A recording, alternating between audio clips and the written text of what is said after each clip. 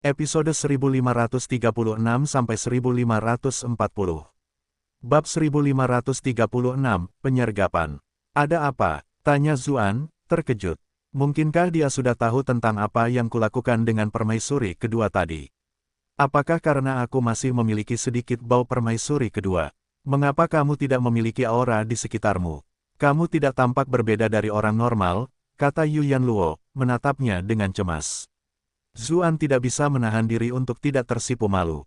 Dia menunjukkan perhatian seperti itu, namun saya masih memikirkan semua pikiran yang tidak masuk akal ini. Dia menjawab, jangan khawatir. Aku baik-baik saja. Ini hanya karena metode kultivasiku agak istimewa. Yu Yanluo masih khawatir setelah mendengar penjelasannya. Baru setelah memeriksa denyut nadinya dan merasakan tidak ada yang salah, dia merasa tenang.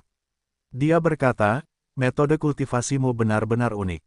Siapapun yang jauh di dekatmu mungkin akan membayar harga yang mahal. Zuan tertawa dan menjawab, kau mungkin terdengar seperti harimau yang berpakaian babi atau semacamnya. Setelah keduanya mengobrol sebentar, perhatian Yu Yanluo kembali ke kediamannya. Katanya, aku pergi ke tempatmu untuk mencarimu. Ketika mendengar permaisuri kedua menganugerahkan istana bupati baru kepadamu, aku datang untuk mencoba tempat ini. Namun, aku tidak menyangka kau benar-benar ada di sini. Sejujurnya, permaisuri kedua memperlakukanmu dengan sangat baik. Menurutku, ini lebih dari sekedar baik. Kita mungkin tidak bisa saling mengenal lebih baik. Dia tahu bagian mana dari diriku yang lebih panjang dan lebih pendek, dan aku tahu kedalamannya. Tetap saja, Anda praktis menawarkan pangeran termuda sendirian. Ini sebenarnya sesuatu yang pantas kamu dapatkan, kata Yu Yanluo sambil mendesah. Dulu, tidak akan sulit baginya untuk menghadiahkan Zuan dengan tempat tinggal seperti itu. Bagaimanapun, dia pernah menjadi salah satu pemimpin klan terkaya di dunia. Namun setelah apa yang terjadi pada klan Yu, itu tidak semudah itu lagi. Baiklah, jangan pikirkan hal itu lagi. Ayo pilih halaman yang kamu suka, kata Zuan sambil menariknya masuk ke dalam rumah besar untuk melihat-lihat. Ah, kita belum punya hubungan keluarga, jadi ini agak tidak pantas, kan? Yu Yanluo memprotes dengan lemah, tetapi meskipun begitu, dia tetap tidak bisa menahan diri untuk tidak mengikutinya. Dia melihat sekelilingnya dengan mata yang indah. Semua wanita memiliki semacam keinginan alami untuk dekorasi. Apa maksudmu kita tidak memiliki hubungan keluarga? Jawab Zuan sambil melingkarkan lengannya di pinggang rampingnya. Raja Peri Agung datang kepadaku untuk membicarakan pernikahanku dengan Snow, tetapi aku berkata aku ingin menjadikan kalian berdua sebagai istriku di saat yang sama. Ah, seru Yu Yanluo, merasa terkejut sekaligus malu. Namun, setelah menjadi penguasa klan Yu selama bertahun-tahun, dia segera menyadari bahwa menjawab seperti itu di depan Raja Peri Agung pasti tidak akan membuatnya senang. Terlebih lagi, statusnya sendiri istimewa. Dia menghela napas dan berkata dengan ekspresi yang bertentangan, kau tidak perlu terlalu mengkhawatirkanku. Aku masih berstatus sebagai Nyonya Adipati Cloud Center, jadi tidak akan baik bagi reputasimu jika aku menikahimu. Kau dan Nona Qiao bisa menikah sendiri. Iklan oleh Pub Future. Zuan memegang tangannya, berkata, jangan khawatir, itu akan menjadi pernikahan antara Bupati dan Ratu Medusa. Siapa yang peduli dengan apa yang dipikirkan Nyonya Yu di Cloud Center? Kamu tidak perlu khawatir tentang hal-hal seperti itu. Yu Yanluo benar-benar tersentuh oleh kata-katanya, mengangguk sedikit. Namun, dia masih cukup cerdas untuk menjawab, meskipun wilayah ras iblis dan wilayah manusia saling berjauhan, banyak pedagang masih datang dan pergi di antara mereka. Jika berita itu sampai, itu tidak akan luput dari telinga mereka yang memiliki motif tersembunyi. Seluruh dunia percaya bahwa Duke Cloud Center belum meninggal. Jika Anda perlu menggunakan sumber daya Duke Cloud Center, sebagai istri Duke Commandery, saya tentu akan banyak bicara tentang itu. Dalam hal itu, saya akan dapat membantu Anda menyelesaikan beberapa hal. Saat ini, dunia tampak damai, tetapi sebenarnya ada banyak rencana jahat yang sedang dipersiapkan. Kita tidak bisa menyerahkan fondasi Cloud Center Commandery begitu saja. Tapi kamu akan dirugikan kalau begitu, kata Zuan sambil mengerutkan kening. Itu sama sekali bukan tindakan yang salah. Aku juga tidak ingin terikat sepenuhnya dengan ras Vien, aku juga ingin kembali ke klan Yu suatu hari nanti. Ini terasa cukup baik bagiku, kata Yu Yanluo untuk membuatnya merasa lebih baik. Baiklah, Jangan pikirkan hal-hal ini lagi. Cepat bawa aku masuk untuk memilih kamar. Kalau begitu, aku tidak akan menikah untuk saat ini. Kita tunggu saja sampai situasinya menjadi lebih jelas, kata Zuan. Ketika dia merasakan perhatian Yuyan Luo yang sangat teliti, dia merasa bahwa dia benar-benar pria paling beruntung di seluruh dunia. Yuyan Luo sedikit khawatir, lalu berkata, tapi jika kau melakukan itu, bukankah pihak putri? Jangan khawatir, Snow juga tidak terburu-buru, dan dia masih sangat muda, kata Zuan sambil menariknya masuk untuk memilih kamar.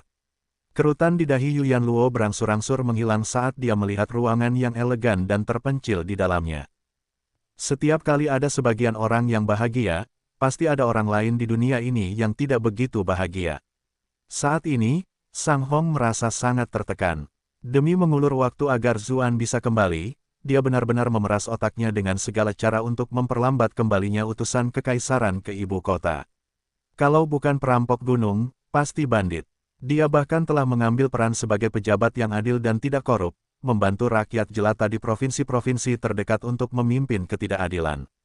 Namun, pada akhirnya, ibu kota tidak dapat menahannya lagi. Kaisar sangat marah dan telah mengirim seorang utusan untuk mengkritiknya, memaksanya untuk kembali secepat mungkin. Ketika dia merasakan kemarahan yang jelas dalam dekrit itu, Sang Hong hanya bisa tertawa getir dalam hati. Dia tidak tahu hukuman seperti apa yang menantinya begitu dia kembali ke ibu kota. Tetap saja, apa yang terjadi padanya tidak ada apa-apanya dibandingkan dengan masalah yang lebih besar, yaitu hilangnya Zuan. Seberapa besar kejahatan yang dilakukan dengan bersekongkol dengan Rasvian. Satu-satunya hal yang pantas disyukuri adalah akhirnya menerima kabar bahwa menantunya Zeng dan sedang hamil. Sebelumnya, banyak surat dari rumah yang hilang karena jarak Cloud Center Commandery yang jauh, situasi politiknya yang kacau, dan berbagai masalah dengan Sekte Iblis dan para bandit. Tentu saja, dia tahu bahwa bukan Zeng dan yang sedang hamil, melainkan Kiner yang sedang hamil. Namun, untuk mengelabui orang-orang dan membuat mereka berpikir bahwa itu adalah anak Anumerta Sang Qian, mereka memutuskan untuk menyampaikan pesan itu dengan cara itu. Iklan oleh Pub Future.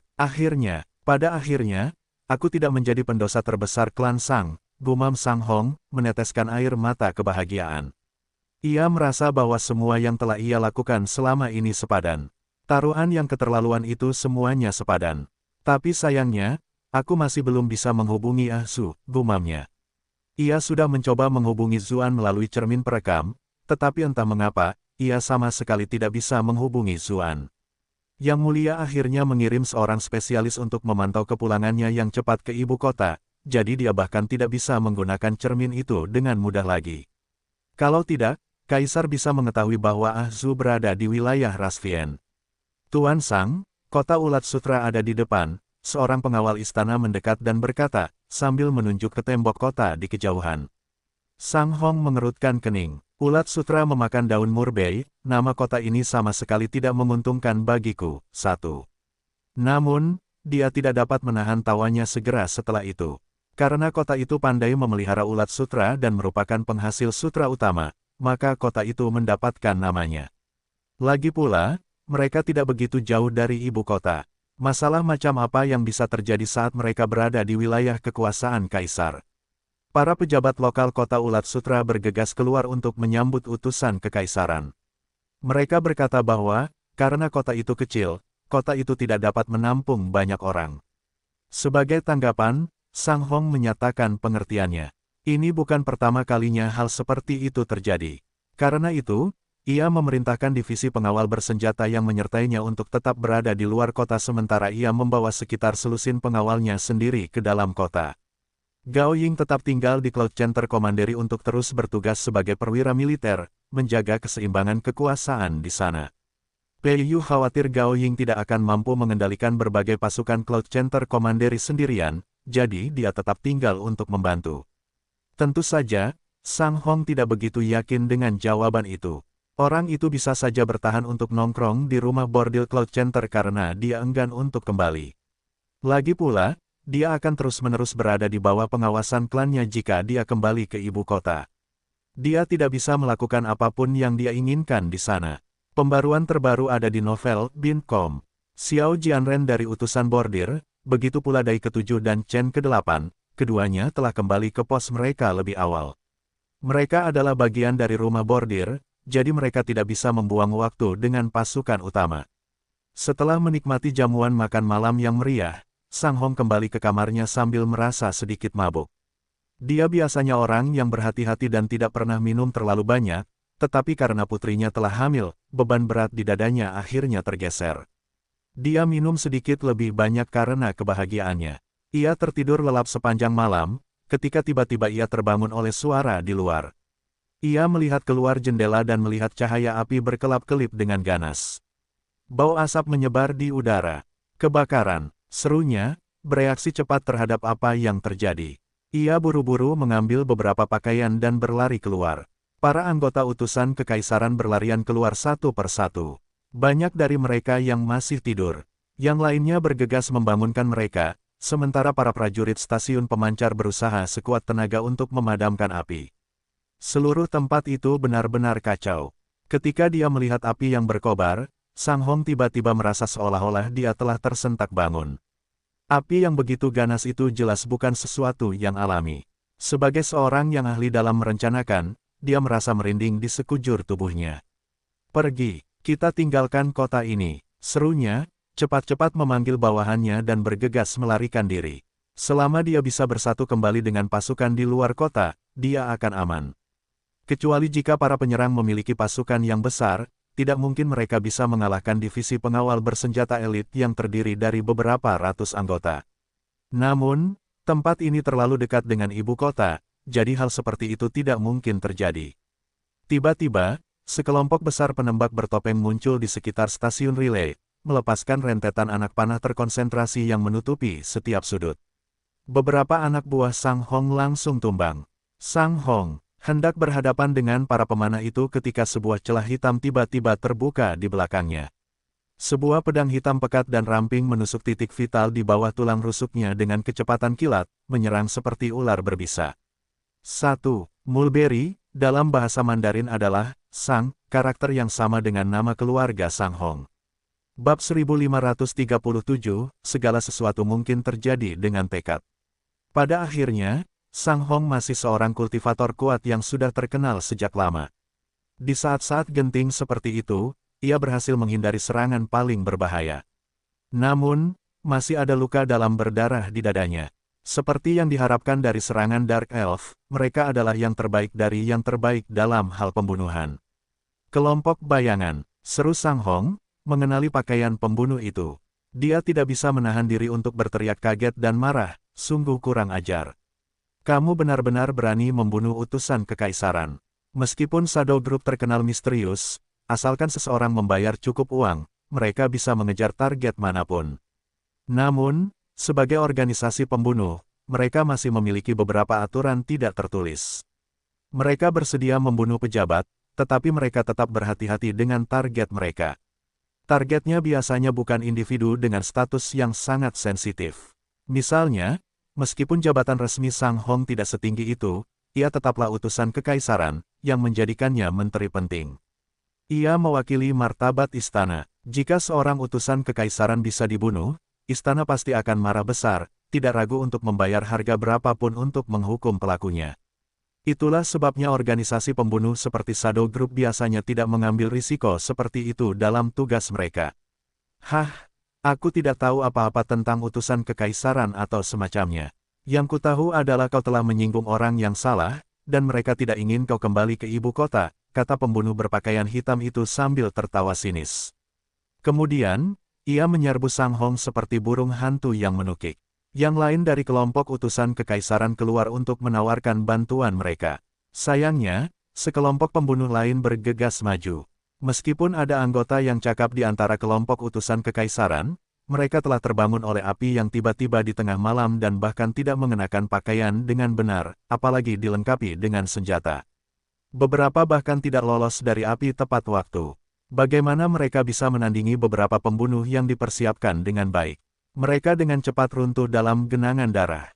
Itu adalah pembantaian sepihak. Tepat saat itu, cermin perekam di kamar Sang Hong bersinar, menerima panggilan dari sisi lain. Sayangnya, cermin itu tersembunyi di dalam kobaran api, dan tidak seorang pun dapat mendengar apapun. Saat kobaran api akhirnya menutupi semuanya, cermin itu retak karena panas, permukaannya meredup. Sementara itu, Zuan mengerutkan kening saat melihat cermin perekam menjadi gelap. Jika itu terjadi, itu berarti panggilannya ditolak, atau ada yang salah dengan cermin itu sendiri. Sebelumnya, dia berada di dalam wilayah tak dikenal dinasti Xia sepanjang waktu. Dia tidak dapat menghubungi dunia luar saat itu. Setelah dia muncul, dia terjebak dalam perebutan posisi Kaisar Iblis. Sekarang, dia akhirnya punya waktu luang dan ingin menghubungi Sang Hong, tetapi dia menemukan bahwa dia tidak bisa. Iklan oleh Pub Future, mungkinkah sesuatu terjadi pada mereka? Gumam Zuan sambil mengerutkan kening. Dia melihat ke arah selatan dan tenggelam dalam pikirannya sendiri. Ada apa? Sebuah suara lembut memanggil dari belakangnya. Yu Yanluo duduk di tempat tidur, memegang selimut di depan dadanya. Rambutnya yang indah jatuh di kulitnya yang seputih salju seperti air terjun. Itu benar-benar salah satu pemandangan terindah di dunia. Maaf telah membangunkanmu, kata Zuan dengan nada agak menyesal. Ia menceritakan ringkasan kejadiannya. Sudah cukup lama sejak aku meninggalkan dunia manusia, jadi sudah saatnya aku kembali. Yu Yanluo menyuarakan pengertiannya, meskipun ekspresinya penuh dengan keengganan. Dia sekarang adalah pemimpin ras ular, dan dia telah mampu mengamankan banyak keuntungan bagi mereka. Itu membuatnya memiliki banyak hal untuk dilakukan, jadi dia benar-benar tidak bisa pergi. Namun, dia tidak menghentikannya pada akhirnya dan malah menghiburnya dengan lembut, berkata, kamu datang ke ras iblis karena aku, jadi bagaimana aku bisa menghentikanmu untuk kembali? Ketika dia melihat ekspresi patah hatinya, Zuan berkata pelan, aku akan mencoba membersihkan namamu saat aku kembali. Suatu hari, kamu akan dapat kembali ke klan Yu. New Novels Update on novel.bi.com. Meskipun Yu Yanluo memiliki garis keturunan Medusa, dia juga setengah manusia. Lebih jauh lagi, dengan cara dia bersikap selama bertahun-tahun, dia tidak pernah melakukan apapun yang mengecewakan umat manusia. Namun, pada akhirnya, dia telah ditipu dan tidak punya tempat lagi untuk tinggal di pihak manusia. Itu adalah hutang yang harus dibayar. Yu Yanluo juga sedikit tersentuh. Dibandingkan dengan ras iblis, dia masih lebih terbiasa hidup dengan manusia. Namun pada akhirnya, dia tetap menggelengkan kepalanya dan berkata, tidak perlu bagimu untuk memberi dirimu sendiri tekanan sebanyak itu. Berdasarkan apa yang aku tahu, Zhao Han hanya memperlakukanmu sebagai sebilah pisau. Sebilah pisau adalah sesuatu yang dapat dengan mudah dibuang. Jika kamu tidak senang dengan sisi manusia, kamu dapat kembali ke sini. Kamu adalah bupati ras iblis di sini, dan kamu bahkan memiliki aku dan adik perempuan Snow, Putri Duyung, serta putri ras iblis. Mereka semua dekat denganmu. Kamu dan permaisuri kedua juga sudah memiliki hubungan seperti itu. Kamu tidak harus bertahan dengan siapapun yang tidak kamu inginkan. Zuan terkekeh malu dan berkata, jadi kamu sudah tahu. Baunya ada di sekujur tubuhmu, tidak sulit untuk mengetahuinya, kata Yu Yanluo sambil mendesah. Maaf, kata Zuan sambil berkeringat gugup. Yu Yanluo menggelengkan kepalanya dan menjawab, kamu tidak perlu meminta maaf. Sebenarnya, aku lebih khawatir bahwa hubunganmu dengan Kaisar Cilik dan ibunya tidak akan terlalu aman. Bagaimanapun, para bupati ras iblis tidak pernah menemui akhir yang baik. Tapi sekarang, sepertinya aku terlalu khawatir. Dengan tingkat hubungan seperti itu, kepentingan kita sebenarnya selaras, dan kita dapat membuat keputusan bersama. Sebagai seseorang yang berasal dari klan besar, dia melihat berbagai hal dari sudut pandang yang berbeda dari wanita lain. Klan besar biasanya akan mengirim anak-anak mereka ke klan lain untuk dinikahi. Perasaan adalah hal yang sekunder, memastikan bahwa keluarga-keluarga memiliki status sosial yang sama dan menciptakan aliansi adalah hal yang paling penting. Zuan dan permaisuri kedua hanya menjalin hubungan rahasia, namun mereka telah mencapai hasil yang sama. Dari sudut pandang itu, hal itu lebih dari sepadan. Iklan oleh Pub Future. Tentu saja, dari sudut pandang seorang kekasih, Yu Yanluo masih sedikit cemburu. Namun, tubuh pria ini telah ditempa beberapa kali oleh sutra asal mula primordial dan terlalu kuat. Bahkan seseorang seperti dia tidak dapat melakukannya sendiri, jadi lebih baik memiliki lebih banyak teman untuk berbagi beban. Selain itu, dibandingkan dengan wanita biasa, lebih baik memiliki seseorang dengan status permaisuri kedua untuk membantu. Dalam beberapa hari berikutnya, Zuan mulai mengatur keberangkatannya. Ketika permaisuri kedua mendengar bahwa dia akan pergi, dia benar-benar menunjukkan reaksi. Terkuat dari siapapun, bagaimanapun, dia dan putranya tidak memiliki orang lain untuk diandalkan saat ini.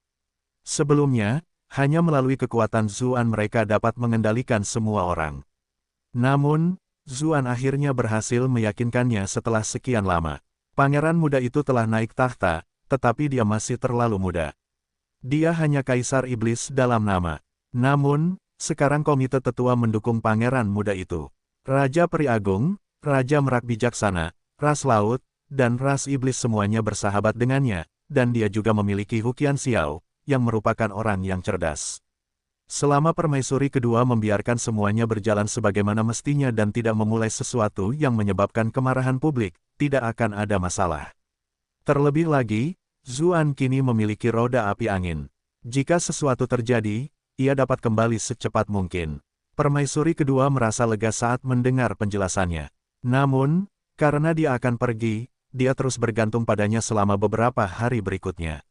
Seolah-olah, setelah mengetahui dia akan pergi, dia takut tidak akan bisa menikmati kesenangan tertentu lagi untuk waktu yang lama. Di sisi lain, ketika Qiao Suiying mengetahui bahwa Zuan akan kembali ke ras manusia, dia dengan gembira mengatakan bahwa dia akan mengikutinya, tetapi dihentikan oleh Raja Peri Agung. Untuk menjaga kecantikannya sendiri, dia tidak ingin diganggu dengan urusan klan dan mulai membesarkan putrinya sebagai penerusnya. Dia harus belajar banyak hal, jadi bagaimana mungkin dia membiarkannya pergi begitu saja. Qiao Suiying tentu saja tidak mau. Dibandingkan menjadi penerusnya, dia lebih suka tinggal di sisi Zuan. Namun, Raja Peri Agung menjelaskan situasi mengerikan Zuan di sisi manusia, dan bahwa sisi ini sebenarnya adalah fondasinya, tetapi begitu dia pergi, tempat ini tidak akan selalu tetap stabil. Snow kemudian yakin bahwa dia memiliki tanggung jawab untuk menjaga rumah Zuan sebagai wanitanya. Terlebih lagi, saat masih muda, Raja Peri Agung dulunya adalah seorang playboy kawakan. Dia tahu wanita seperti apa yang akan tetap menjadi yang terpenting di hati seorang pria. Semakin banyak kekuatan dan daya tawar yang dimiliki gadis itu, semakin banyak inisiatif yang akan mereka miliki. Bagaimanapun, kecantikan putrinya masih terlalu kurang dibandingkan dengan kecantikannya sendiri dan dia tidak bisa benar-benar menonjol di antara semua pasangan Zuan yang luar biasa. Dia harus bergantung pada hal-hal lain. Qiao Suiying awalnya masih agak ragu, tetapi ketika mendengar tentang ayahnya yang berjalan seperti playboy, dia langsung berubah pikiran. Dia berinisiatif memberitahu Zuan bahwa dia akan membantunya mengawasi bagian yayasannya ini. Zuan sangat tersentuh ketika mendengarnya. Pada akhirnya, Zuan berangkat menuju jalannya kembali ke sisi manusia. Karena identitasnya sebagai bupati sangat sensitif, selain dari sekelompok kecil orang, masyarakat hanya diberitahu bahwa ia telah mengasingkan diri. Kemudian, ia diam-diam menaiki roda angin api dan terbang ke selatan. Dia berbalik dan melihat istana Raja Iblis yang semakin mengecil. Zuan bergumam pada dirinya sendiri, awalnya aku hanya datang untuk melindungi Yu Yanluo dan hanya lewat saja. Bagaimana mungkin aku tahu bahwa aku akan bermain-main di sini begitu lama? Dia tidak bisa menahan diri untuk memijat punggungnya yang sakit. Semua wanita itu tahu dia akan pergi, jadi mereka semua sangat antusias. Dengan intensitas seperti itu setiap hari, bahkan punggung yang terbuat dari besi pun akan patah. Bab 1538, Intrusi Orang Jahat. Zuan terbang cepat di langit dengan roda angin api. Ketika dia melihat awan putih di sekelilingnya, dia sangat tersentuh. Roda angin api praktis tidak memiliki kekuatan ofensif, tetapi fungsinya terlalu kuat. Roda itu mengubah penggunanya menjadi jet pribadi. Sebenarnya, semua pembudidaya di atas tingkat master bisa terbang, tetapi kecuali mereka mencapai tingkat keabadian bumi, mereka tidak bisa terus terbang selamanya. Lebih jauh lagi, dunia ini jauh lebih besar daripada dunia Zuan sebelumnya. Itu bukanlah sesuatu yang dapat dipelajari oleh tingkat master dengan cepat. Jarak seperti itu adalah sesuatu yang hanya bisa dilalui oleh keabadian bumi, yang bisa mengabaikan batas ruang sampai batas tertentu. Dengan demikian, roda api angin benar-benar meningkatkan mobilitasnya secara luar biasa. Zuan memikirkan banyak hal yang harus dia lakukan pada ibunya di kota. Dia sudah lama pergi tanpa bertukar surat. Teman-teman pasti sangat khawatir. Baiklah, saya harus menyampaikan pesan untuk Raja Merak yang bijaksana. Dia teringat situasi beberapa hari yang lalu ketika dia mengunjungi Peacock King Manor. Mulai saat ini, dia membutuhkan dukungan Peacock Wise King untuk memastikan stabilitas istana Raja Iblis. Mengingat persahabatannya dengan Kong Nanwu dan Kong King, Peacock Wise King secara alami adalah seseorang yang layak mendapatkan investasi besar. Namun, ketika ia tiba di Peacock King Manor, Peacock Wise King tidak ada di rumah. Sebaliknya, Kong King, Pepper Bright, dan kenalan lamanya yang lain muncul untuk menyambutnya dengan kepribadian luar biasa. Ketika mereka mengingat kembali bagaimana mereka hampir saling membunuh di Cloud Center Commandery, namun sekarang menjadi teman, hal itu membuat mereka cukup waspada. Temukan cerita baru di Nove Elbin C. Om. Istimewanya pengantin kertas, memiliki keterampilan misterius. Dia sendiri cukup cantik. Jika dia tidak sibuk selama ini, Zuan mungkin akan mencoba mendekatinya. Teknik boneka kertasnya cukup unik. Setelah mereka berbincang sebentar, Raja Merak Bijak akhirnya menerima kabar kedatangan Zuan dan bergegas menghampiri. Dalam banyak situasi, detail sekecil apapun sudah cukup untuk mengetahui seperti apa sikap yang dimiliki seseorang terhadap seseorang. Jelas bahwa Raja Merak Bijak menunjukkan rasa hormat setinggi-tingginya kepada Zuan, jadi Zuan tentu saja membalas budi. Mereka semua mengobrol dengan gembira. Raja Merak Bijak segera menyadari bahwa apa yang dapat ia peroleh dari Zuan bahkan lebih besar daripada apa yang telah ia terima dari mendiang Kaisar Iblis. Ia tentu saja merasa Zuan semakin menyenangkan seiring berjalannya waktu. Kemudian, ketika mendengar Zuan akan pergi sebentar, dia langsung menepuk dadanya sendiri, menjamin bahwa dia akan melakukan yang terbaik untuk mendukung permaisuri kedua dan pangeran muda. Pada saat yang sama, dia mempercayakan Zuan untuk menghubungi putrinya Kong Nanwu di sisi manusia, mengatakan kepadanya untuk tidak terburu-buru kembali ke sisi iblis. Saat ini, dia masih menyandang reputasi sebagai mantan putri mahkota. Meskipun mereka belum benar-benar menikah, banyak orang di antara ras iblis mengetahui tentang pertunangan tersebut. Jika dia kembali ke pihak iblis sekarang, mereka yang punya motif tersembunyi bisa saja menyalahgunakan situasi. Mereka mungkin bisa meminta dia untuk tetap setia kepada putra mahkota dan dikuburkan bersamanya atau semacamnya. Pada saat itu, ras Merak akan berada dalam posisi yang sangat sulit. Karena itu, akan lebih baik bagi Kong Nanwu untuk tetap berada di pihak manusia untuk beberapa waktu. Setelah badai berlalu, Raja Bijak Merak akan menemukan klan lain untuk menikahkan Kong Nanwu. Iklan oleh Pub Future. Lebih jauh, sang raja telah mempercayakan Zuan dengan tugas untuk mengurus Kong Nanwu. Meskipun putrinya selalu cukup cerdas, dan kultivasinya juga tidak rendah, umat manusia penuh dengan kultivator yang kuat. Jika identitas aslinya terungkap, dia akan tetap dalam bahaya. Sementara itu, penampilan Zuan pada malam itu telah memenangkan rasa hormat penuh dari Raja Bijak Merak. Ia telah memperlakukan Zuan sebagai orang yang setara. Meminta Zuan untuk memperhatikan seorang junior tidak diragukan lagi merupakan kemampuannya. Zuan tentu saja setuju. Lupakan hal lainnya, setelah Kong Nanwu memberinya bulu istimewa itu di masa lalu, tidak mungkin dia akan membiarkan sesuatu terjadi padanya. Lebih jauh lagi, Raja Merak Bijaksana adalah orang yang cerdas. Alasan pertamanya untuk mempercayakan putrinya kepada Zuan adalah karena ia benar-benar khawatir sesuatu akan terjadi pada putrinya. Alasan kedua adalah karena hal itu seperti transaksi, sehingga Zuan dapat merasa tenang di istana Raja Iblis. Namun, Zuan tidak pernah menyangka bahwa ia masih meremehkan Raja Bijak Merak. Raja memiliki alasan ketiga, tetapi itu adalah sesuatu yang baru akan diketahuinya di masa mendatang. Selain itu, yang terpenting adalah situasi Sang Hong. Zuan telah mencoba menghubunginya beberapa kali, tetapi panggilannya tidak pernah tersambung. Dia sekarang hampir yakin bahwa sesuatu telah terjadi di sisi lain. Bahkan sebelum memperhitungkan Zheng Dan dan Sang Qin, dia dan Sang Hong telah membentuk hubungan yang nilainya setara dengan guru dan murid, bahkan mungkin persahabatan dekat. Karena itu, ketika Zuan menduga bahwa sesuatu telah terjadi, bahkan keindahan istana Raja Iblis atau kemuliaan dan kemegahan identitas bupati barunya tidak dapat membuatnya tetap berada di pihak iblis. Dia segera bergegas kembali. Zuan bahkan tidak berminat menikmati pemandangan pegunungan dan sungai di sepanjang jalan, ia hanya ingin segera kembali secepat mungkin. Menurut informasi yang ia peroleh dari berbagai saluran, kelompok Sang Hong seharusnya sudah hampir sampai di ibu kota. Dengan demikian, lokasi kejadian kemungkinan besar juga tidak terlalu jauh.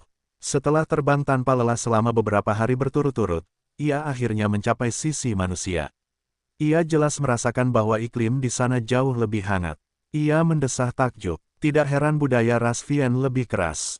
Mereka tinggal di tanah yang jauh lebih keras dan harus bertahan hidup di lingkungan seperti itu. Dengan demikian, mereka harus jauh lebih keras untuk bisa berkembang. Zuan terus terbang selama beberapa hari sebelum akhirnya mencapai suatu tempat yang tidak terlalu jauh dari ibu kota. Sepanjang perjalanan, ia menelusuri kembali jalur yang telah dijadwalkan untuk dilalui utusan kekaisaran, dan akhirnya tiba di kota Ulat Sutra. Setelah penyelidikan singkat, raut wajahnya berubah jelek. Rakyat jelata masih membicarakan apa yang terjadi malam itu. Mereka membicarakan bagaimana kebakaran besar tiba-tiba terjadi di tengah malam dekat stasiun relay, dan bagaimana semua orang utusan kekaisaran terbakar sampai mati di dalam.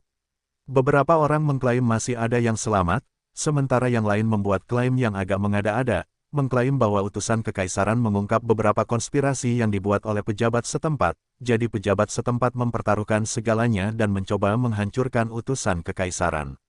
Iklan oleh Pub Future. Namun, informasi dari masyarakat umum tidak konsisten. Ketika Zuan mendapat gambaran kasar tentang apa yang terjadi, ia mencari pihak berwenang setempat. Tentu saja, ia tidak menggunakan identitas pribadinya, melainkan gelar utusan bordir. Identitas itu jauh lebih baik dalam mengintimidasi para pejabat. Akan tetapi, ia baru mengetahui bahwa sekelompok Embroidered Envoy telah tiba untuk menyelidiki beberapa hari sebelumnya, lalu membawa semua bukti dan personel yang terlibat ke ibu kota. Lebih jauh lagi, pejabat yang bertanggung jawab atas stasiun relay telah terbakar habis dalam kobaran api. Hakim daerah Silkwom City telah dikurung, tetapi ia telah meninggal di penjara. Mereka tidak tahu apakah ia bunuh diri untuk menghindari hukuman atau apakah seseorang telah membungkamnya. Satu-satunya informasi berguna yang diperoleh Zuan adalah dari banyaknya mayat hangus yang ditemukan di reruntuhan. Ketika ia membandingkannya dengan informasi yang dimilikinya, ia mengenali sebagian besar dari mereka sebagai stasiun pemancar dan personel utusan kekaisaran. Ia tidak menemukan mayat Sang Hong di antara mereka. Zuan menghela napas lega. Meskipun keadaan Sang Hong tidak baik, selama belum ada bukti kematiannya di tempat kejadian, masih ada harapan. Kemudian, ia menyadari bahwa ia tidak dapat menemukan apapun lagi, jadi ia memutuskan untuk kembali ke ibu kota terlebih dahulu, langsung menuju ke sana. Saat ia tiba di sekitar ibu kota, langit sudah cerah kembali, ia segera menemukan tempat untuk mendarat di luar gerbang kota. Ada banyak orang kuat di ibu kota, begitu pula pertahanan kota dan segala macam formasi pertahanan. Terbang langsung ke sana akan segera mendatangkan serangan balasan yang besar dari formasi pertahanan kota. Oleh karena itu, tidak peduli seberapa hebat pengunjung manapun, tidak ada dari mereka yang berani terbang dengan berani. Zuan menatap tembok kota besar di kejauhan. Baik itu pinggiran kota atau pemandangan yang ramai dari dalam, seperti orang-orang kaya yang berjualan sayur atau pedagang yang membawa barang dalam jumlah besar, semua itu tampak berlanjut hampir tanpa akhir. Ketika melihat semua itu, Zuan tiba-tiba merasa seolah-olah sedang menatap pemandangan dari masa lalu. Itu seperti dunia yang berbeda jika dibandingkan dengan pemandangan dingin di sisi iblis. Dia berpikir, seperti yang diharapkan, sisi manusianya tetap lebih baik. Tidak heran Yuan Luo masih memiliki perasaan yang mendalam tentang tempat ini. Zuan khawatir seseorang dengan niat jahat akan mengenalinya. Karena itu, dia memasang wajah biasa sebelum memasuki kota. Sementara itu, di Sang Manor, sekelompok petugas pengadilan mendobrak pintu dengan kasar. Kemudian, sekelompok pria menyerbu masuk dan menggeledah area itu seperti binatang buas. Seluruh istana menjadi kacau balau. Apa yang kalian semua lakukan? Sebuah suara berteriak. Dua sosok tampan saling mendukung. Yang pertama adalah seorang wanita muda yang cantik, satu-satunya titik lemahnya adalah pinggangnya yang tampak agak lebar.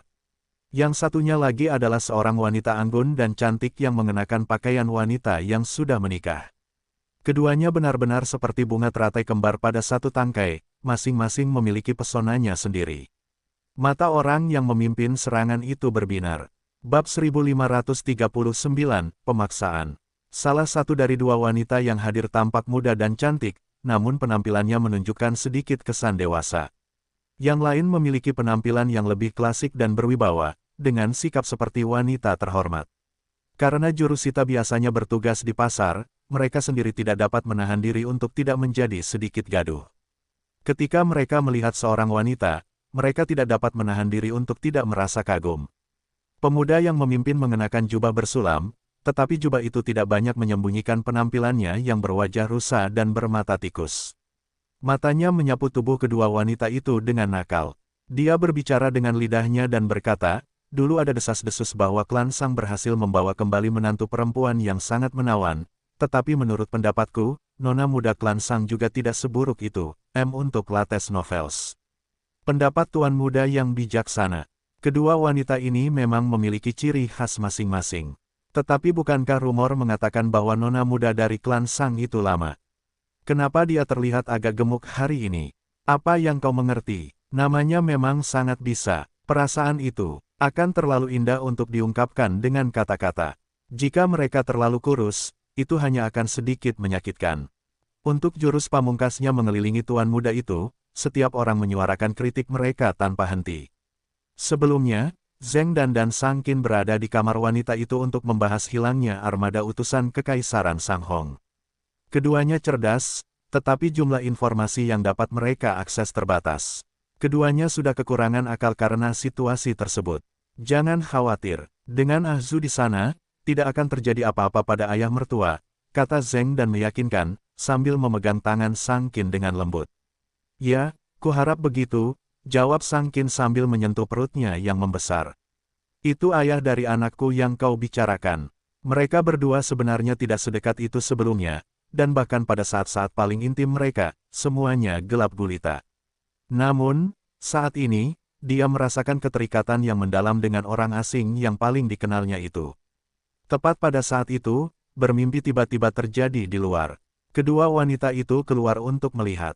Karena Sang Qin sedang hamil, Zheng Dan khawatir kondisinya tidak akan dalam kondisi terbaik, jadi dia berdiri melindungi adik iparnya.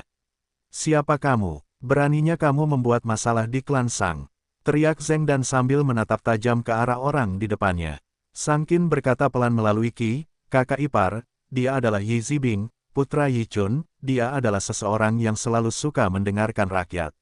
Dia terkenal karena karakternya yang buruk. Iklan oleh Pub Future. Zheng Dan telah menghabiskan waktu yang lama di kota Brightmoon, jadi dia masih belum begitu mengenal orang-orang di ibu kota. Namun, dia sedikit mengernyit saat mendengar penjelasan Sang Qin. Meskipun pemuda itu memiliki reputasi yang buruk, dia jelas tidak mungkin bodoh. Kalau tidak mungkin dia bisa bertahan begitu lama di ibu kota, yang penuh dengan kultivator yang kuat. Namun, orang seperti itu telah menerobos masuk. Itu berarti sesuatu yang besar mungkin telah terjadi. Klan Sang. Oh, aku sangat takut. Yi Zibing menjawab, menepuk dadanya dan memasang ekspresi berlebihan. Penampilannya benar-benar serendah yang seharusnya. Tak lama kemudian, ekspresinya berubah dan dia berkata, Sang Hong diduga telah berkolusi dengan ras Vien, bersekongkol dengan mereka untuk melukai armada utusan kekaisaran. Aku telah menerima perintah untuk melakukan penyelidikan. Para prajurit, cari seluruh tempat ini. Pada saat yang sama, matanya menjelajahi tubuh Zheng Dan. Dia mendengar dari teman-temannya bahwa wanita yang baru saja menikah ini memiliki semacam kecantikan tradisional pada penampilannya. Sekarang setelah dia melihatnya sendiri, dia menemukan bahwa memang begitulah adanya. Bahkan suaranya yang marah terdengar seperti suara wanita yang bijak dan berbudi luhur. Suaranya cukup untuk membuatnya merasa seolah-olah tulangnya meleleh. Dimengerti, jawab para jurusita, menyerbu ke halaman seperti serigala. Mereka menjungkir balikan peti dan kotak, membuat seluruh tempat menjadi kacau balau. Staf klan Sang awalnya hendak melawan, tetapi ketika mereka mendengar tentang kejahatan sebesar itu, dan bahwa para jurusita mewakili hakim pengadilan Yi dan bertindak atas perintah, mereka tidak berani lagi. Alis panjang Zheng Dan terangkat. Dia menjawab, omong kosong. Ayah mertuaku selalu setia dan jujur kepada Yang Mulia. Bagaimana mungkin dia bisa berkolusi dengan ras iblis? Saat mereka berada di kota Brightmoon, Sang Hong terkenal sebagai bagian dari faksi kaisar. Bagaimana mungkin dia bisa melakukan hal seperti itu? Sang Qin menambahkan dengan marah, tepat sekali. Atas perintah siapa Anda bertindak? Ayah saya adalah wakil menteri keuangan yang terhormat. Bahkan belum ada 3 persidangan, jadi bagaimana dia bisa dihukum karena kejahatan secepat itu? Itulah sebabnya kami di sini untuk menyelidiki. Yi Zibing menjawab sambil tertawa sinis. Kemudian, dia menatap seorang bawahan dan berkata, cari seluruh tempat ini dengan saksama, jangan lewatkan satu sudut pun. Bukti semacam ini pasti akan disembunyikan di tempat-tempat yang paling rahasia. Sang Qin mencibir dan berkata, hah, kau boleh mencari sesuka hatimu, tapi klan Sang kita punya hati nurani yang bersih. Namun dalam hati, dia khawatir akan keselamatan ayahnya. Zheng Dan mengerutkan kening. Meskipun Sang Qin selalu menjadi orang yang banyak akal, yang selalu ia temui sejak ia masih kecil hanyalah rencana jahat di antara para bangsawan. Ia sama sekali tidak mengerti betapa sulitnya menghadapi orang-orang dari lapisan masyarakat paling bawah. Dengan statusnya, Zheng Dan awalnya juga tidak tahu, namun, ia adalah bos geng terbesar di kota Brightmoon. Ia tentu tahu betapa mudahnya bagi mereka meninggalkan keluarga yang benar-benar melarat dan kehilangan tempat tinggal. Benar saja, seorang jurusita segera muncul untuk melapor, Tuan Muda, kami menemukan beberapa barang mencurigakan. Oh, tunjukkan jalannya, Yi Zibing menjawab, seolah-olah dia sudah mengantisipasi jawabannya. Dia bahkan tidak membutuhkan bawahannya untuk memimpin jalan, dengan cepat bergegas ke arah tertentu. Sang Qin dan Zheng Dan segera menyusul, dan rombongan itu segera tiba di kamar Sang Qin. Para petugas pengadilan telah meninggalkan tempat itu dalam keadaan sangat berantakan. Pakaian berserakan di mana-mana, dan tempat tidur telah terbalik. Apa yang kau lakukan? Seru Sang Qin, wajahnya memerah. Meskipun tidak ada aturan ketat yang melarang pria dan wanita memasuki kamar masing-masing, kamar wanita yang belum menikah masih merupakan sesuatu yang jarang dimasuki pria. Namun, sekarang, kelompok ini telah menerobos masuk tanpa ragu-ragu dan menyebabkan kekacauan seperti itu. Zheng Dan menepuk bahu Sang Qin dengan lembut, seolah memberitahunya untuk tidak membiarkan amarah menguasainya. Dengan lambaian tangannya, hembusan angin membuat para petugas pengadilan yang telah menjungkir balikan semuanya terhuyung mundur. Bagaimanapun, dia adalah seorang jenius kultivasi yang luar biasa, berurusan dengan petugas pengadilan biasa sama sekali tidak sulit. Apakah kau mencoba memberontak? Yi Zibing berteriak cepat. Iklan oleh Pub Future. Mata petugas pengadilan yang selalu diam di sampingnya menyipit. Dia menatap langsung ke arah Zheng Dan, tangannya memegang gagang pedangnya. Zheng Dan terkejut. Ia langsung merasa seolah-olah ada energi yang mengunci dirinya. Ibu kota benar-benar berbeda. Bahkan seorang jurusita memiliki tingkat kultivasi yang tinggi. Namun, ia pikir itu masuk akal. Jika mereka tidak memiliki keterampilan apapun, bagaimana mereka bisa melakukan penangkapan di tempat seperti ibu kota? Sang Qin berkata dengan dingin, Tuan Muda Yi, Anda tidak perlu mencoba menakut-nakuti kami. Tidak ada dekret kekaisaran, juga tidak ada surat perintah penangkapan dari Komandan Kehakiman. Jika Anda memperlakukan kami seperti tahanan, pelanggaran Anda sendiri akan didahulukan. Tidak ada yang perlu kami takuti jika masalah ini sampai ke pengadilan. Sudah lama aku mendengar tentang mulut tajam Nona Sang. Hari ini, aku melihat bahwa memang begitu, kata Yi Zibing, meskipun dia tidak marah. Dia melanjutkan, tetap saja, kau akan segera menyesal mengatakan itu. Kemudian, dia memberi isyarat dengan matanya. Seorang petugas pengadilan di satu sisi dengan cepat berteriak, Tuan Muda, kami menemukan sesuatu di sini. Sebuah kompartemen tersembunyi di samping tempat tidur terbuka, memperlihatkan beberapa surat yang disegel di dalamnya. Yi Zibing mengambilnya dan berkata, haha, ada bukti Sang Hong berkolusi dengan ras Vien di sini. Apakah ada hal lain yang ingin kalian berdua katakan? Kau jelas-jelas menjebak kami, seru Sang Qin kesal. Selalu ada desas-desus bahwa kau tidak akan waras selama 3 tahun setelah hamil. Bagaimana mungkin aku lupa untuk berjaga-jaga terhadap hal seperti ini? Hati-hati, atau aku akan melaporkanmu atas tuduhan fitnah juga, kata Yi Zibing sambil tertawa. Ini jelas sesuatu yang kutemukan di kamarmu. Banyak orang di sini yang bisa membuktikannya. Kenapa kau menyalahkanku sekarang? Benar sekali, kita semua melihatnya sendiri, kata semua petugas pengadilan di sekitarnya serentak. Kau bahkan tidak melihat surat itu, jadi bagaimana kau tahu itu bukti kolusi dengan ras Vien? Satu-satunya cara adalah jika kau sendiri yang memalsukan bukti ini, kata Zheng Dan dingin. Saat ia menjadi pemimpin geng, ia sering melihat metode seperti itu. Ia hanya tidak pernah menyangka pejabat di posisi setinggi itu menggunakan metode yang kasar dan sederhana seperti itu. Yi Zibing tersedak. Setelah beberapa saat, barulah ia bisa bernapas lega. Ia berkata, apakah informasi ini terkait dengan ras Vian atau tidak? Itu adalah sesuatu yang bisa kalian perdebatkan di penjara. Bawa mereka pergi. Tuan, jawab para petugas pengadilan sambil mengelilingi kedua wanita itu. Ekspresi Sang Qin berubah. Saat ini, dia ditutupi oleh jubahnya yang longgar, tetapi jika dia sampai di penjara, bukankah kehamilannya akhirnya akan terungkap? Reputasi klan Sang tidak sepenting anaknya. Bagaimana jika dia akhirnya diperlakukan dengan kasar dan sesuatu terjadi pada anaknya? Itulah yang paling dia khawatirkan. Zheng Dan jelas-jelas sudah memikirkan hal itu, jadi dia berdiri di depan Sang Qin. Dia ragu-ragu, bertanya-tanya apakah akan membawa Sang Qin bersamanya dan melarikan diri.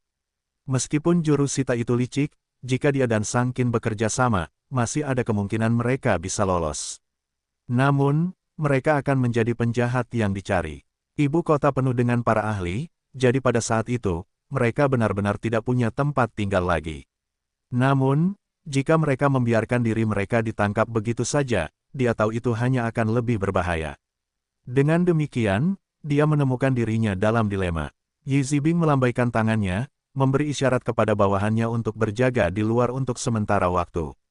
Ia berkata, biarkan aku mengobrol dengan kedua wanita ini terlebih dahulu. Ketika petugas pengadilan menutup pintu, Zheng Dan bertanya dengan dingin, apa yang ingin kamu bicarakan? Dia ingin melihat apakah dia dapat menemukan kesempatan untuk menangkapnya dan menjadikannya sandera. Yi Zibing mengamati bentuk tubuh wanita itu yang indah. Ia mendecakkan lidahnya dan berkata, tubuhmu luar biasa, wajahmu luar biasa, namun, nasibmu sangat kejam. Suamimu meninggal begitu saja setelah kau menikah, dan kau masih sangat muda dan awet muda, namun, kau hanya bisa menyia-nyiakannya sebagai seorang janda. Ketika mendengar satu pembicaraan pun yang tidak masuk akal dalam suaranya, ekspresi Zheng Dan berubah dingin. Dia membentak, diam, saya hanya mengatakan itu karena saya ingin membuat kesepakatan dengan Anda, kata Yi Zibing, merasa bahwa wanita muda ini sangat menawan bahkan saat dia sedang marah. Dia merasa agak sulit untuk menahan diri. Dia mengangkat surat di tangannya dan mulai, Nyonya, Anda tidak ingin terjadi apa-apa pada klan ini, bukan? Bab 1540, bahkan seorang abadi tidak dapat menyelamatkanmu sekarang. Apa maksudmu? Tanya Zheng Dan, meskipun dia secara alami tahu apa yang dikatakannya. Dia hanya berpura-pura tidak tahu karena dia diam-diam mengukur jarak di antara mereka untuk melihat apakah ada kesempatan yang tepat untuk melakukan serangan. Mendadak, meskipun karakter Yi Zibing buruk, dan bakatnya tampak rendah, dia memiliki ayah yang cukup baik. Dia jelas mendapatkan akses ke lebih banyak sumber daya kultivasi daripada yang bisa diperoleh Zheng Dan di lokasi yang lebih pedesaan. Sementara itu, meskipun ayah Sang Qin memiliki pangkat tinggi, sebagai pejabat yang jujur, dia juga tidak dapat memberinya lautan sumber daya kultivasi. Karena itu, perbedaan kultivasi mereka tidak terlalu besar. Jika Zheng Dan tidak dapat menahannya segera, itu akan mengejutkan para petugas pengadilan di luar. Dia tidak akan mendapatkan kesempatan kedua saat itu. Nyonya adalah orang yang cerdas. Apakah Anda masih tidak tahu apa yang saya maksud? Yi Zibing menjawab, dengan rakus mengagumi tubuh Zheng Dan. Keselamatan klan Sang hanya bergantung pada satu pikiran dari Nyonya. Selama saya bahagia, saya bisa berpura-pura bukti ini tidak ada. Klan Sang tentu akan aman saat itu. Selain itu, klan Anda di kota Bright Moon juga tidak akan terlibat. Kalau tidak, dia tidak menyelesaikan kalimatnya, tetapi niat mengancamnya terlihat jelas. Itu jelas-jelas sesuatu yang kau buat-buat. Bahkan jika masalah ini sudah selesai, kau bisa menggunakan cara yang sama untuk menjebak kami lagi, kata Zheng Dan dingin. Pada saat yang sama, dia menatap Sang Qin, mengisyaratkan agar mereka berdua bertindak bersama. Heh, Nona memang pintar, kata Yi Zibing, senyumnya memudar. Ia melanjutkan dengan dingin, aku tidak akan membuang waktu lagi denganmu. Selama Nona bisa menyenangkanku, tidak akan terjadi apa-apa pada klan Sang atau Zheng. Ia seperti pisau, dan mereka seperti ikan di atas talenan. Ia tidak takut untuk bersikap langsung. Dulu, Sang Qian sangat sombong dan angkuh, dan pernah menindas Yi Zibing. Sayangnya, kultivasi Sang Qian lebih tinggi dari Yi Zibing saat itu, jadi dia bahkan tidak bisa membalas dendam. Dia pikir dia tidak akan pernah mendapat kesempatan lagi, tetapi surga tampaknya mengasihaninya hari ini. Kali ini, mereka telah menyerahkan nasib klan Sang di tangannya. Sang Qian telah meninggal, jadi Yi Zibing tidak bisa membalas dendam padanya lagi, tetapi dia masih bisa membalas dendam pada istri cantik pria lain itu. Balas dendam apa lagi yang bisa membawa lebih banyak kegembiraan selain mendominasi dan menembaki istri musuhnya dengan gila-gilaan. Selain itu, seorang istri saja tidak cukup untuk memuaskan Yi Zibing. Dia bahkan mengincar adik perempuan Sang Qian. Namun, mengingat dia masih seorang putri terhormat yang belum menikah, dia bisa saja bereaksi terlalu keras jika dia memaksanya, sehingga menghalanginya mencapai tujuannya. Karena itu, awalnya dia tidak menunjukkan keinginan apapun pada Sang Qin. Dia hanya memfokuskan pikirannya pada Zheng dan untuk saat ini. Meskipun suaminya telah meninggal segera setelah dia menikah, dia adalah seseorang yang pernah menikah sebelumnya. Dia tidak akan memiliki banyak perlawanan terhadap hal seperti wanita yang belum menikah. Jika dia mendapatkannya, reaksi klan Sang tidak akan sekuat sebelumnya. Lalu, karena dia sering datang dan pergi dari istana Sang, bukankah pergi ke Sang Qin cukup mudah? Hanya memikirkan mereka berdua di ranjang saja sudah membuat darahnya mendidih. Akan lebih baik lagi jika roh Sang Hong bisa menyaksikan itu terjadi. Bukankah balas dendamnya akan menjadi hal terbaik di dunia? Kegembiraannya membuat seluruh tubuhnya terasa seperti akan meledak. Tatapan mata Zheng dan berubah dingin saat dia berpikir, sekaranglah saatnya. Begitu saja, dia bergerak cepat untuk menyerang. Yi Zibing terkejut. Dia tidak menyangka kecantikan klasik seperti Zheng dan benar-benar begitu berpengalaman. Baik dari segi waktu maupun pengalaman bertarungnya, dia sebanding dengan seseorang dari dunia prajurit. Cerita favorit Anda di novel.com. Yi Zibing terpaksa bertahan sambil menghindar ke satu sisi. Namun, kakinya terasa agak lamban. Ternyata, Sang Qin telah melemparkan pita dan melilitkannya di pergelangan kakinya, membuatnya terhuyung-huyung. Dia mengumpat dalam hati, aku memang menginginkan mereka berdua bersama, tetapi tidak seperti ini. Iklan oleh Pub Future, kedua wanita itu sangat berpengalaman dalam pertempuran. Mereka sama sekali tidak seperti putri bangsawan yang belum menikah. Mereka lebih seperti veteran dari medan perang. Yi Zibing tidak siap, jadi bagaimana dia bisa membalas? Zheng dan gembira melihat hasilnya, dan mencoba menyerang tenggorokan Yi Zibing untuk menahannya. Namun, kilatan cahaya biru muncul dari tubuhnya, menghempaskan kedua wanita itu ke belakang. Kemudian, para petugas pengadilan di luar mendengar aktivitas itu dan bergegas masuk. Orang yang ada di depan tidak lain adalah kepala polisi. Dia berdiri di depan Yi Zibing dan menatap kedua wanita itu. Wajah Zheng dan Sang Qin pucat. Mereka tahu mereka telah kehilangan kesempatan terbaik mereka. Keadaan akan menjadi sulit sekarang. Yi Zibing berdiri. Dia tampak seperti baru saja pulih dari keterkejutannya. Dia mengeluarkan sebuah liontin dari pinggangnya, sambil berkata, untung saja aku punya liontin ini yang dibeli ayahku dengan harga mahal. Liontin itu bahkan bisa menghentikan serangan seorang kultivator tingkat master. Kalian berdua tidak bisa melakukan apapun padaku. Sedikit keputusasaan muncul di mata Zheng dan Sang Qin. Harta karun seperti itu membuat Yi Zibing praktis tak terkalahkan. Apalagi yang bisa mereka lakukan? Tepat saat itu, ekspresi Yi Zibing berubah dan dia meludah. Baiklah, karena kamu tidak mau mendengarkan saat aku berbicara dengan baik, kamu membuat tuan muda ini tidak punya pilihan selain menggunakan kekerasan. Para pria, lepaskan semua pakaian mereka untukku. Kepala polisi itu tidak dapat menahan diri untuk tidak mengerutkan kening dan bertanya, Tuan muda, bukankah itu agak tidak pantas? Apa yang tidak pantas? Klan Sang sudah tamat, dan cepat atau lambat, mereka akan dijebloskan ke rumah bordil pemerintah. Kita saudara-saudara mungkin sebaiknya menikmati mereka untuk diri kita sendiri terlebih dahulu. Jawab Yi Zibing, pikirannya dipenuhi nafsu. Bayangkan saja beberapa saat sebelumnya, dia hampir tamat.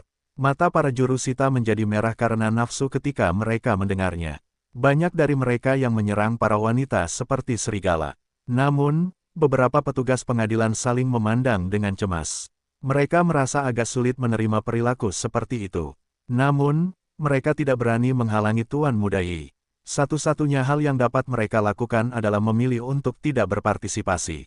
Ketika dia melihat orang-orang itu bergerak ke arah mereka, Zheng dan berdiri di depan Sang Qin, menangkis mereka satu persatu. Dengan kultivasinya, bagaimana mungkin mereka bisa melukainya? Namun, jumlah mereka terlalu banyak, jadi situasinya segera menemui jalan buntu. Ekspresi Yi Zibing menjadi sedikit tidak menyenangkan. Dia tidak mengirim anak buahnya untuk menyerang wanita-wanita itu karena kebaikan, tetapi karena dia tahu kultivasi wanita-wanita itu tinggi. Bahkan dia tidak akan mampu menghadapi mereka, jadi dia mengirim bawahannya untuk mengalahkan mereka terlebih dahulu. Namun, dari kelihatannya, tidak ada cara untuk menangkap keduanya dengan cepat. Karena itu, dia melihat ke arah petugas pengadilan di sebelahnya dan berkata, "Saudara Wang, saya butuh bantuanmu." Juru sita itu sedikit mengernyit, jelas tidak mau ikut campur. Namun, Yi Zibing berkata, "Apa misi kita kali ini?" Kedua wanita ini sedang melawan saat ditangkap, dan lebih jauh lagi, mereka telah melukai beberapa juru sita. Kita tidak akan mampu memikul tanggung jawab jika kita membiarkan salah satu dari mereka melarikan diri. Juru sita itu mengerutkan kening ketika mendengar itu, tetapi akhirnya dia bergerak. Dia mengulurkan tangan ke arah kedua wanita itu, dan sebuah sarung tangan logam yang berkelap-kelip dengan cahaya tiba-tiba muncul di tangannya. Ketika sarung tangan logam itu bersentuhan dengan sarung tangan logam itu, belati Zeng dan langsung pecah menjadi beberapa bagian. Yi Zibing tersenyum. Juru sita Wang telah mengalami pertemuan ajaib di tahun-tahun sebelumnya dan memperoleh senjata kelas bumi. Senjata itu dianggap sangat tangguh di kelas bumi. Karena itu, meskipun kultivasinya sendiri tidak terlalu menakjubkan di ibu kota, ia mampu mengandalkan sarung tangannya. Dengan demikian namanya telah membuat banyak penjahat ketakutan. Dibandingkan dengan itu, kedua wanita cantik ini sama sekali tidak ada apa-apanya. Iklan oleh Pub Future. Benar saja, setelah beberapa gerakan, situasi segera berubah kritis bagi Zeng dan Sang Qin yang tidak bersenjata. Akhirnya, saat mereka menghindar, mereka secara tidak sengaja tersandung kursi yang jatuh, memperlihatkan celah besar saat mereka terhuyung-huyung. Bagaimana mungkin juru sita Wang melewatkan kesempatan yang begitu besar? Jari-jarinya langsung berubah menjadi rantai yang melilit tubuh mereka. Selama bertahun-tahun, mereka yang dikekang oleh sarung tangan besinya menjadi tidak berdaya, tidak mampu melawan lebih jauh. Keputusasaan tampak di mata kedua wanita itu, karena mereka baru saja melihat sifat Yi Zibing yang hina dan tak tahu malu. Mereka tahu bahwa jika mereka jatuh ke tangannya, mereka akan menemui akhir yang mengerikan. Tiba-tiba, seberkas cahaya pedang melintas melewati mereka, memotong rantai panjang itu menjadi beberapa bagian. Sosok tinggi dan ramping muncul di samping mereka dan dengan hati-hati menopang mereka, bertanya, "Kalian berdua baik-baik saja?" "Ah Su," seru Zeng Dan, mengenali wajah yang ia rindukan siang dan malam. Matanya sedikit basah saat ia melemparkan dirinya ke dalam pelukannya dengan antusias. Sang Qin terkejut sekaligus senang. Namun, hubungannya dengan Zuan sangat canggung. Mereka jelas sangat akrab satu sama lain sehingga mereka tahu setiap inci tubuh masing-masing, namun hubungan mereka sebenarnya agak renggang. Karena itu, dia relatif lebih terkendali. Sementara itu, juru sita Wang terkejut. Ketika dia melihat jari-jarinya telah terputus dari sarung tangan besinya, meskipun Zuan telah membelakanginya, dia tetap tidak berani melakukan apapun. Yi Zibing mengenali Zuan dan berseru, "Wah, siapa yang ada di sini? Bukankah ini pengkhianat manusia yang bersekongkol dengan ras iblis?" Di masa lalu, dia pernah menderita cukup parah bersama Yunan saat mereka bersaing memperebutkan seorang ratu pelacur. Wajah Zuan masih segar dalam ingatannya. Zuan menopang kedua wanita itu sambil melihat sekeliling. Ketika dia melihat situasi yang berantakan, ekspresinya menjadi gelap dan dia berkata, "Jadi kalian yang melakukan ini. Lalu kenapa kalau kami memang begitu? Klan Sang telah melakukan kejahatan besar, dan kami datang atas perintah untuk menyelidiki. Saya sarankan Anda untuk bekerja sama dan menunggu untuk ditangkap. Kalau tidak, melawan penangkapan adalah kejahatan yang sangat besar," kata Yi Zibing sambil mencibir. Orang ini bahkan tidak memiliki sedikit pun aura Qi. Apakah dia akhirnya menjadi lumpuh di suatu tempat? Tidak ada Biziang yang akan membelamu kali ini. Lihat saja bagaimana aku akan menghadapimu dengan benar, pikirnya sambil melambaikan tangannya, memberi isyarat kepada bawahannya untuk menangkap pria itu. Para juru sita tadinya mengira mereka akan dapat menikmati dua wanita cantik jelita, namun sekarang, segalanya tiba-tiba menjadi sangat rumit. Mereka awalnya merasa frustrasi dan kesal, jadi mereka sama sekali tidak melihat apa yang baru saja terjadi dengan jelas. Ketika mereka menerima sinyal, mereka menyerbu sambil meraung, mata mereka dipenuhi nafsu dan hasrat. "Jangan!" teriak juru Sita Wang, ketakutan. Ia mencoba menghentikan mereka, tetapi sudah terlambat. Zuan melambaikan tangannya, dan seberkas energi pedang menebas keluar. Seberkas kabut berdarah muncul dari tubuh para jurusita, dan mereka jatuh seperti karung yang rusak. Yi Zibing terkejut, tetapi juga senang. Dia berseru, "Kau benar-benar membunuh pejabat istana di depan umum. Kau sudah tamat, bahkan seorang abadi pun tidak dapat menyelamatkanmu jika mereka datang menjemputmu. Kau sudah tamat." Sang Qin dan Zheng Dan tidak dapat menahan diri untuk tidak menatap Zuan dengan cemas. Inilah tepatnya alasan mereka menahan diri sebelumnya, dinasti Zhou selalu sangat ketat dengan aturan dan hukum mereka. Bahkan jika seseorang dituduh secara salah, seseorang tidak punya pilihan selain menempuh jalur hukum untuk memperbaiki kesalahan. Jika tidak, hampir semua hal akan menjadi pelanggaran berat, apalagi membunuh pejabat pengadilan di depan umum. Itu akan dianggap sebagai pemberontakan besar-besaran. Namun, Zuan tidak mempedulikan Yi Zibing. Sebaliknya, ia bertanya kepada Zheng Dan apa sebenarnya yang terjadi. Ia baru saja kembali ke ibu kota, berencana untuk terlebih dahulu mendapatkan informasi dari sang manor. Namun, begitu tiba, ia melihat kekacauan yang terjadi, menempatkan kedua wanita itu dalam situasi yang berbahaya, ia menjadi sangat marah. Baru sekarang Zheng Dan memberi Zuan penjelasan kasar tentang apa yang terjadi pada mereka. Ketika Yi Zibing melihat betapa dekatnya mereka, dia akhirnya bereaksi dan berkata, "Haha, klan Sang selalu berhati-hati dengan masalah keluarga mereka, namun menantu perempuan mereka sudah berkolusi dengan orang luar. Untuk apa kau masih bersikap seperti wanita suci di hadapanku?"